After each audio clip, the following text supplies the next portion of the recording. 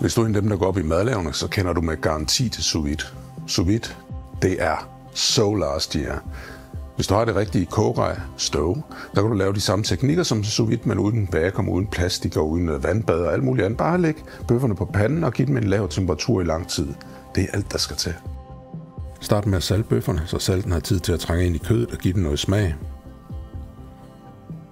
Sæt temperaturen til lidt under 60 grader, 58 for eksempel, hvis det er det, du bedst kan lide. Læg bøfferne på. Låget på. Du kan eventuelt dække det med et viskestykke, hvis du synes. Og jeg sætter så timer til 2 timer. Du kan bruge 3, hvis du har lyst, eller 1. Det er jo sådan noget, man eksperimenterer sig frem med. Det er også afhængigt af kødet. Og cirka midt i processen, der vender jeg bøfferne. Når de så er færdige, så lægger jeg dem på en klude, så de kan blive tørre. Det gør, de er jo stadigvæk lidt fugtige, og det er nemmest at gøre dem sprøde og give dem skorpe, hvis de ikke er våde. 220 grader, de er jo færdige tilberedt, de skal bare lige have noget skorpe. Jeg bruger olie.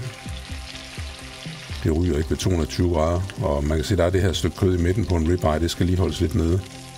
Og det kan man se, det fik jeg ikke gjort helt ordentligt. 1 minut på hver side, og så har de en fin stegeskorpe, smager godt.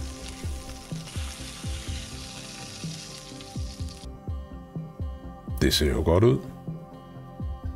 Lidt hollandaise på, kartofler og lidt glaserede grøntsager. Det er jo en klassisk fransk ret. Og så er der bøf. Det skal du prøve.